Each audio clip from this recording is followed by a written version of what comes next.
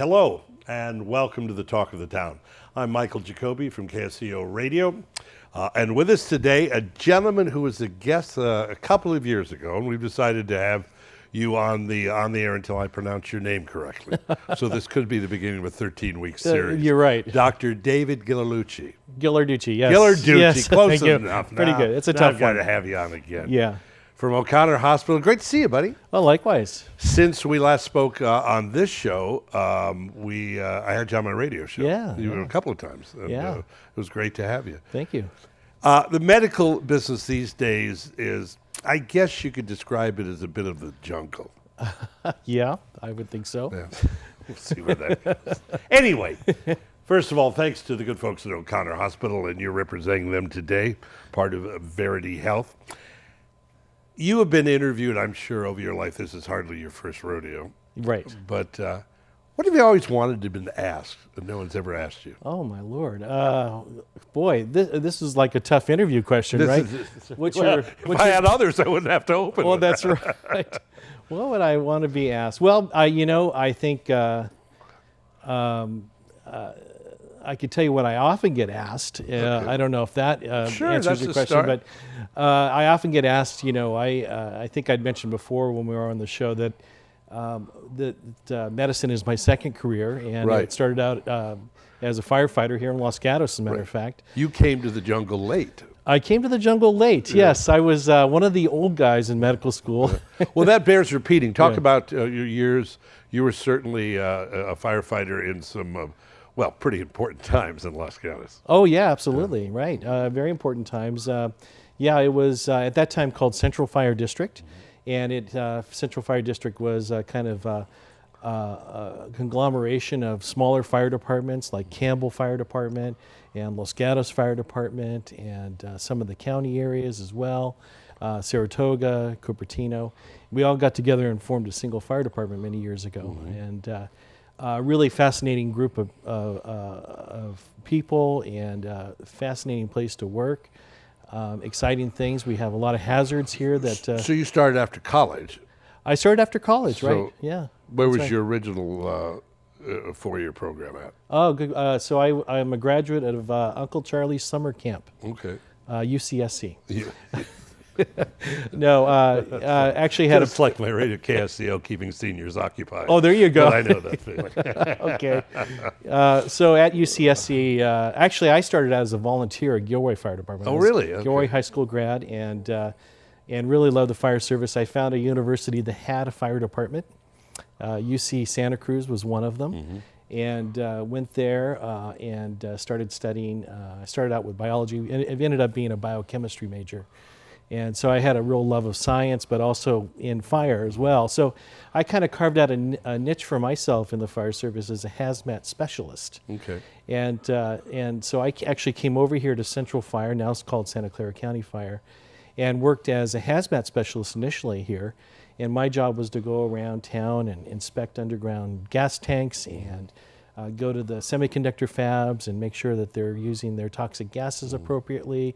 Really kind of an interesting time. We had a hazmat team that used to be based over at Quito Station on Saratoga-Sunnyvale Road, right near Quito Road.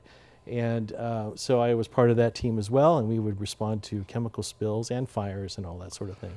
Well, and then the whole world of emergency fire services and hazards changed one day in October of '89. Oh, yes, right. And I may, forgive me if I've told this story before, but I was sitting at the station at Lark and Winchester, and when that thing happened, it was close to 5 p.m. Did you drop your donut? Yeah, right, my donut. Right. My first thought was I was sitting in my pickup truck, and my first thought was that all the mechanics over there were jumping up and down on my tailband. That was, dear God, please. Instead, they were cowering in a corner. We had this fire engine up on lifts, and light fixtures are coming down, and it was an interesting thing. Yeah. But it was one of the quietest times on Winchester Boulevard because everybody pulled over thinking they had a flat tire. Yeah. It was really amazing. And so from that day forward, though, I mean, you really weren't, I mean, you may well have been prepared, but you really hadn't gone into actually doing the things you were preparing for until that day. Yeah, as a matter of fact, I learned something about medical triage that day that was really interesting. Was we had planned on what to do during a fire, during an earthquake, and pull the fire engines out, get ready to respond on calls. We hadn't really planned on how to deal with the injuries associated with that. And so we had situations that day where we didn't have enough ambulances. There was, a waiting list on 911. Can you imagine that, calling 911 and put you on hold? Yeah. And so we had a waiting list, and so the strategy at that time was anybody who had any kind of minor injury would get put in the back of an ambulance and driven to the hospital, and there was no prioritization or anything like that. What we learned from there was, well, maybe we need to reserve these ambulances for the more serious cases, and the simple cuts and bruises and broken bones we'll do first aid and get them to the hospital another way, because we simply didn't have enough ambulances. So how would you reserve them at if an earthquake hits, immediately that rolls into a protocol of saving ambulances? Yeah, right. And actually changing the triage criteria, the prioritization criteria that we would use. We really didn't have a plan for that. So we learned a lot of things from that earthquake. Absolutely. Incredibly, there's a generation since that earthquake. I know, isn't it? Somewhere someone's watching, like, what happened in '89? Yeah, '89. Oh, the World Series. Yeah, that's true. Okay, so that was the. I guess that was your test of fire. Yes. Yeah. How soon after that did you say, "Well, I'm on the calendar and I've conquered this career"? I took another. I guess it would be another 17 years, I think. After now, that. how old were you when you started medical school? I was 34. 34. Most of my classmates were straight out of college, early 20s. Yeah. And so, I felt like 34 doesn't sound like very old, but in that setting, I felt that way. Now, what did your service at the fire department and your background, obviously the biology background, did that prepare you for medical school? It did. Although it's interesting, to the science part of it, everybody needs to get into medical school. Sure. But being a doctor is much more than just being a scientist, although it's a big part of it. There's other parts about being a physician that are as important, and that's about human interactions. It's about understanding and empathizing people and their different socioeconomic conditions. It's about having some exposure to the world, I think, is really important. And a lot of other countries train their doctors straight through. They start, they're sort of fast track. They start their first year of college and end up a doctor within 6 years. And in the United States, you really don't enter medical school until after going through a bachelor's program. Yeah. So and the idea is a social maturity, I would imagine. I think yes, right. We should point out that David you're the head of emergency. Well, yes, actually, I've relinquished that title to my partner. Okay. Are you Supreme Allied Commander now? Yeah, right. We haven't moved you up? Yeah, just call me Ike. That's right. I'm now the director of quality for our emergency department group. Okay. Yeah. All right. So it does beg the question that, and I know anyone who's a doctor, give me a break. We go to school long enough. But if you were to have 6 months of a mission of just, like the Peace Corps, of dealing with people, sure, I would think it would be a profound effect. Oh, absolutely. Yeah. I learned, I did a brief stint in Haiti just after their earthquake in 2010, as I remember. And I had worked in inner city, United States, inner city America as a resident and dealt with the poverty and the issues that come with that. But when I went to this third world country that was devastated by this earthquake, that had no medical infrastructure even before the earthquake, it really opened my eyes to what medicine is and what it is in most of the world. And the fact that I can't just order a CAT scan, that I have to, really rely on my diagnostic skills, my physical examination. Yeah. And that was a real eye-opener. And also realizing that in many cases, there wasn't anything I could do for some of these people. No. Well, it must be something about yelling, "I need this stat," and no one's showing up. Yeah, right. It's another world. Yeah. We're talking to Dr. David Ghilarducci, and don't correct me, from O'Connor Hospital. And a big thanks to the folks at O'Connor Hospital for sponsoring Talk of the Town this year. They're part of Verity Health. Let's take a moment to hear a little bit about them. At O'Connor Hospital, we're restoring health together. Step by step, together. Because care is better together. O'Connor, together in health. At O'Connor Hospital, we're shortening your wait time. Because in an emergency, every minute counts. This is our commitment to you. O'Connor Hospital, together in health. And welcome back to the Talk of the Town, sponsored by the good folks at O'Connor Hospital. With me in the studio, Dr. David Ghilarducci. I'm getting close. I am. But that's all right. Yeah, You know, close it enough. gives you something to talk about. Right, that's right. Who is not the head of emergency. What's the new title du jour? I am the director of quality. Director of quality. I like that. Yes, our quality director. Ed. You know, it's the kind of thing, it's vague enough that you can kind of float through a day and going, hey, working on some quality here. Coffee's pretty good. Yeah, that's right. Okay, so let's talk, and you were so very eloquent last time, you are as well today, but talking about O'Connor. And I want to take a moment to talk about the hospital Yeah. and talk a little bit about the background that it was founded by a group of nuns. Yes, originally, that's right. The Daughters of Charity. And I think I spoke earlier about Haiti. I was surprised to see they were there too. Were they? They had a presence in Haiti. Now, Haiti is such what's the other side of Haiti? Dominican Republic, right? Dominican Republic. And right. it's like, I don't know what they did to anger God, but it's like one side never has any problems. Yeah. And it's the hurricane's aim there and the earthquake. I know. It's amazing. It's the mobile home park of the Caribbean. Yeah. and just abject poverty. Yeah. Yeah, it really is. And I think the history of Haiti is interesting. We don't have time to get into it, nor am I an expert, but it's, many years of different sort of puppet governments and the Marines were there 100 years ago, trying to stabilize that place. So this is a long history. So we talked about the nuns. Is it Daughters of Charity? The Daughters of Charity. Daughters of Charity. Now, is that like the Franciscans? I mean, it is.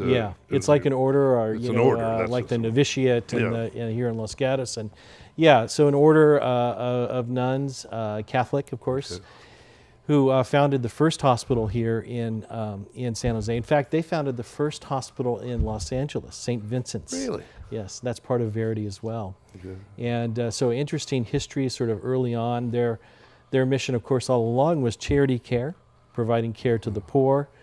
They were essentially our safety net for many, many years. And what's the relationship to the order and the hospital now?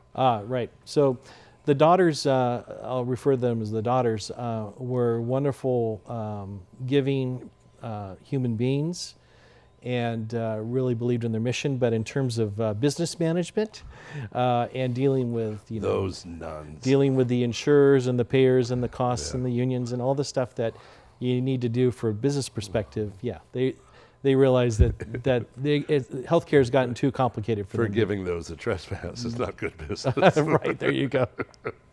Yeah. So the relationship now is is there a relationship still? They are no longer a part of the hospital system. Okay. It's been passed on to Verity, a new group that. And Verity is a management group. Verity is a management group. Okay. Right. All right. Yeah. So and Verity is continuing the same mission as the Daughters, but attempting to do it in a financially sustainable way. Was your first health care organization that you worked with O'Connor, or where else did you work? I was at Kaiser for were a you? couple of Okay. years. Yeah, up in San Leandro. And what does a group like Verity bring to the table? Well, Or to the gurney, as the case yeah. may be? So they're playing a lot of catch up. Okay. So over the years, our hospitals have had some underinvestment in infrastructure and lots of issues that. So they bring the professional experience, the talent and depth to right the ship, so to speak. Okay. And so we're seeing very tremendous progress and continue to focus. Our primary focus has always been on patient care and patient quality. That's one of my jobs, right? And making a financially sustainable kind of operation so we can continue on that mission. It's, the cliche that it's a new world in medicine, I guess, applies every day. And it's a constant. Yeah. Is that the toughest part? The business of medicine is tough Yeah. because most of us didn't go into medicine thinking about it from that business. perspective. It was more about, the wanting to help others, being in a position to that. But, unfortunately, the nature of medicine today, I spend 50% of my time doing documentation and charting and that sort of thing. And only about half of my time is actually spent with patients themselves, So you still keep a patient load? I still keep a patient load, yeah. Now, being in charge of quality, do you have to carry malpractice from that from patient coverage, but from that angle, if as an administrative? No, not. I don't think I have direct liability, but my insurance coverage. So if air quality's down, they can't sue you. Right. Yeah. That's He's right. a quality guy. Yeah, What's up with that? Right. We're going to jump around a little bit because it's the nature of the show in my mind. But you grew up in Gilroy. Did you do any forest firefighting? No, I didn't. Okay. Other than as an urban firefighter who occasionally gets called into the forest. Yeah. Okay. Yeah. But there's another ball of wax. Oh up yes. There. Very dangerous work. And we get a lot of fires during the summer along that corridor, Yeah. Morgan Hill, Gilroy. Absolutely. And then we have a lot of heavily wooded area on the east side, on the west side of the valley, like we do above Monteserino, above the hills of Los Gatos. We've had some significant fires near Lexington Reservoir, near the Cats. Yeah. Yep. Most daunting story that happened to you? Oh well, it's a good question. I was reflecting back my early days as a firefighter. I was in Santa Cruz, and we had a fire in a dormitory. It was on the 4th floor. Whenever you have a fire above the ground floor, there's a lot more complication involved in that. And I remember as a new firefighter and having an even newer partner with me, climbing up the stairs, and I've relived this moment so many times. But the procedure is you pull up, you put on your air tanks, you carry this hose on your shoulders, you carry that up the stairs to get to where the fire is. And the procedure is you hook in the hose on the floor before. There's a big pipe in the stairwell, and you hook that in, and you advance the line, and then you turn on the water, right? So I'm the guy on the nozzle, and I'm up the floor, and my partner's down below, and he's hooking in below, and we're getting ready to go in, and he turns on the hose. And right now, the hose is all in a jumbled mess on the floor. And suddenly this hose is full of 200 PSI, and it's wedged in the handrails, and there is no budging this thing, right? So we're having to untie this mess, and it's black, there's smoke, we're breathing off of air tanks, and we got about 10 or 15 feet down the corridor when our air ran out, and we had to turn around and go back and get more. Was this post 9/11? No, this was back in the 80s that this happened. Okay. Well, that was probably one of my scariest. Now, I would think, you talk about walking upstairs, I would think post 9/11, that photograph has got to be burned in a firefighter's mind. Yeah, climbing up those stairs when everybody else is coming down. That's kind of the mantra of firefighting is when everybody else is rushing out, we're rushing in. Okay. And those guys going up to that, there's no escape from upper floors, right? And unless that stairwell's intact. Yeah. And so that's your rescue corridor. Now, when those planes hit, they disrupted those exit ways, where people above those had no access down. And in many cases, and obviously when the buildings collapsed. Then, now, the one there were some firefighters that survived the collapse. And they rode the building down. In a way, they were in some of the lower floors in a stairwell. The building collapsed around them, and they were found later and survived it. Just incredible. Most touching story, that's the most rewarding. Did you ever shoot a cat out of a tree? Or I'm kidding. Well, we have I'll get him. yeah, we have an old saying in the fire service that you never see cat skeletons in trees. So yeah, that is a classic, right? The cats get down. They figure it out. That's right. It's like, trust me, he won't starve to death. Yeah, that's right. He'll finally find a way down. Yeah. Touching stories, I'm sure there are many. You caught me off guard, but I just think more generally when the times when you can really help somebody. If you, a car wreck where you cut them out of the car and you get them out. Certainly in the hospital where, you have a save that's not expected, or you make a diagnosis that's kind of hard to make, that really makes a difference in somebody's life. You have, and we've known each other for a while and spent some time together, but you strike me as someone that is as proud of how they do it as in addition to what they know. I mean, your bedside manner, it's got to be great pleasure to you. Yeah, I think that's the most positive part, is making a connection. Emergency medicine is a little difficult. It's kind of ships passing It's in the a night, very one of the short- ships is on fire. Yeah. It's a very short interaction. Usually the patients are under duress. It's not a checkup. And he's thanking the next guy. Yeah, right. So there's all of that. And so it's a challenging environment from that perspective. And emergency medicine, I talked about the daughters being kind of the safety net. And I think of emergency medicine as the safety net of medical specialties. Right. We treat sick babies. We treat elderly people with neurologic emergencies, heart attacks, pregnant women, everything across the board. We're one of the few specialties that actually sees every gender and every age group. And so, and when we see them in a challenging condition. This is a very neophyte, but whereas a paramedic's job is to get them to you, yes, your job then becomes to get them to safety or to get them stable. Yeah, right. Well, I think of the paramedics as an extension of ourselves in a way. It really is a team effort. Yeah. And there's some things that the paramedics, the best thing they can do is load and go, where the most important drug that they carry is diesel fuel. Yeah, right. right. But there's other things where we want them to stay and do what they can on the scene. Like I'm thinking about cardiac arrest, which is a #1 killer in the United States, #2 killer actually statistically. That begs the question, what's #1? Oh, #1 cancer. Okay. Yep, yeah. So cancer, heart attacks are #2, heart disease overall. And in those situations, we want them to stay and maintain good resuscitation efforts, that the process of loading that patient, putting him in the back of the ambulance, actually interrupts the care that's most important at that time. And if there's one message I can tell your audience, the most important predictor for survival of out-of-hospital cardiac arrest, bystander CPR. Okay. That is the most important. Good. And that's the traditional, or it seems it changes frequently? No, that is it. If we, I look at survival statistics all the time for out-of-hospital cardiac arrest.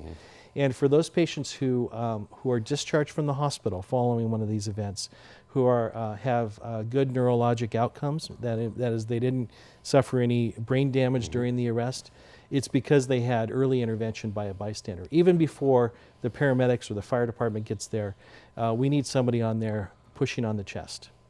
David, thank you. Of course. The quality of life around this town is a lot better because of you. Oh, thank you, You're sir. watching the quality. That's Talk of the Town. Thanks to the folks at O'Connor Hospital, part of Verity Health. And delighted to have you with us again, and look forward to seeing you soon. Until that day comes, I'm Jacobi. I'll see you soon.